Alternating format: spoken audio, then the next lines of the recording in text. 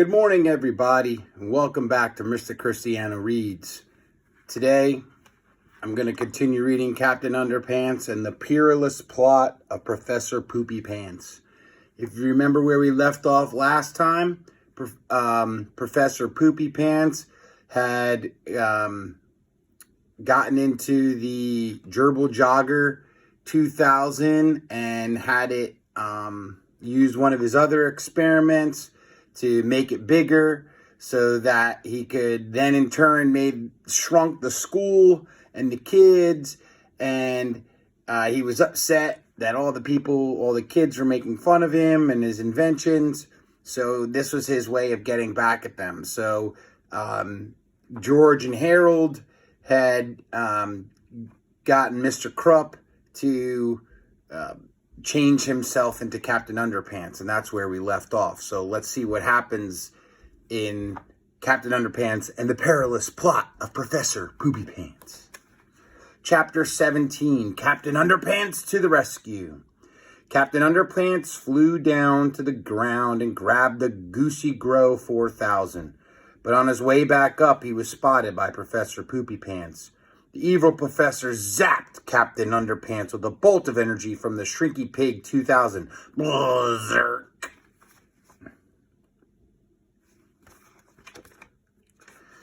Suddenly, the waistband warrior began to shrink even smaller than before. He flew back to the tiny school carrying an extremely small Goosey Grow 4000, and he dropped it into Fluffy's hands. "Hey, where's Captain Underpants?" asked Fluffy. "I don't know," said Cheeseball. "I think he got shrunk so small that we can't see him anymore." "Well," said Fluffy, "at least we have this little invention thingy." "How's that going to help us?" asked Cheeseball. "I saw Professor Poopypants use it to make the pencil grow really big," said Fluffy. "It's our only hope of getting back to normal size." "Hope it still works," said Cheeseball. So if you remember, George and Harold had their names changed to Fluffy and Cheeseball, so that's why. Fluffy and Cheeseball dashed to the school kitchen and climbed up the ladder onto the roof. "Maybe if we zap the school with this thing, everybody will grow back to normal size, said Fluffy. "Good idea," said Cheeseball. "Then we can all run away."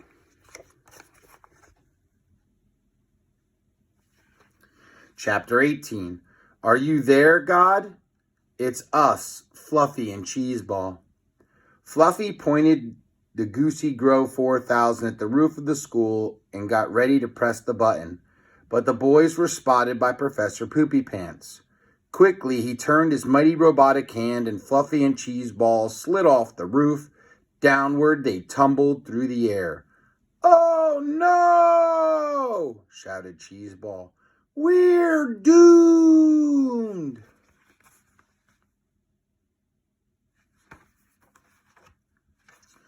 "Wait a second," cried Fluffy. "Do you have a piece of paper on you?" "Yeah," screamed Cheeseball. "Right here in my pocket." "But what good is it going to do us now?" "Quick," cried Fluffy. "Fold it into a paper airplane." "What kind of paper airplane?" asked Cheeseball. "Any kind," screamed Fluffy. "Just do it now!" Quickly, Cheeseball folded the paper into a goofy-looking glider. "How's this?" he screamed. "Great!" yelled Fluffy. "Now hold it steady." Fluffy pointed the tiny Goosey Grow 4000 at Cheeseball's airplane and pressed the button. Gluzert! Uh-oh, what's going to happen? Is it going to make it bigger? Suddenly, Cheeseball's airplane grew into an enormous size. Fluffy and Cheeseball flopped down into it, and the paper airplane took off, gliding through the air. "Oh, man!" cried Cheeseball. "I can't believe that worked." "We're not out of this yet," yelled Fluffy. That's the end of Chapter 18. Chapter 19, The Flight of the Goofy Glider. Fluffy and Cheeseball had to admit that it was pretty cool flying over the city streets on a paper airplane. They didn't even seem to mind the fact that they were only about an inch tall each. But you can probably imagine the boys' concern when they started heading straight for a wood chipper. Uh-oh, what's going to happen?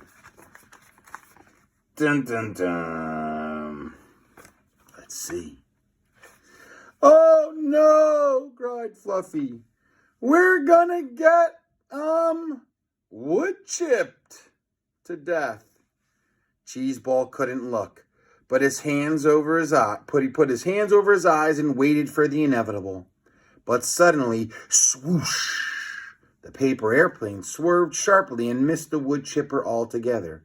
Hey! Cried Fluffy. How did that happen? I don't know, said Cheeseball. I'm not steering this thing. The boys had barely caught their breath when a small dog noticed the airplane and came running after them. Oh no, cried Cheeseball. We're going to get eaten by a wiener dog. Fluffy covered his eyes this time.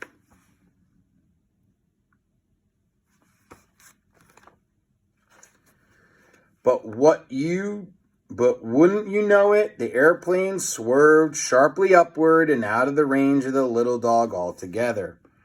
Are you doing that? Asked Cheeseball. No, said Fluffy. It must be the wind. Finally, the paper airplane landed in a wet, sticky pile of hot blacktop. Yuck, said Fluffy. What could be worse than getting stuck in a pile of blacktop? Maybe getting crushed by a big steamroller thingy, said Cheeseball. You sure have an active imagination, said Fluffy. No, I don't, said Cheeseball as he pointed upward. Look!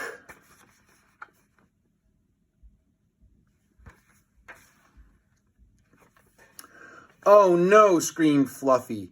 We're gonna get steamroller thingy to death.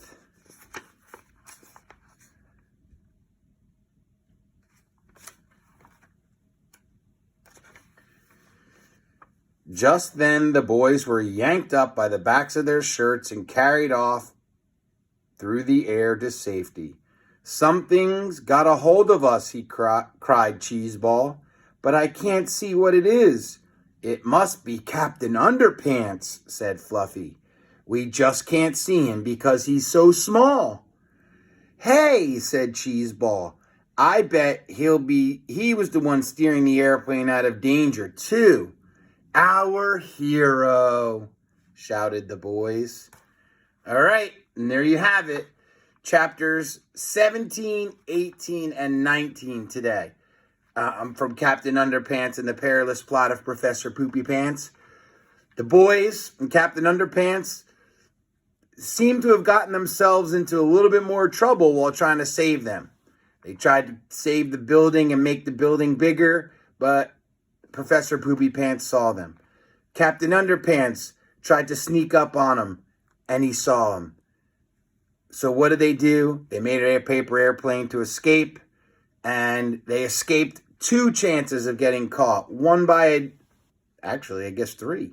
They had the wood chipper first, then the dog, and then they got stuck in the hot tar, and the steamroller almost got him, and then Captain Underpants saved him. So we'll have to wait till tomorrow to see what happens. Everybody, have a great day, and I'll catch you next time. Bye.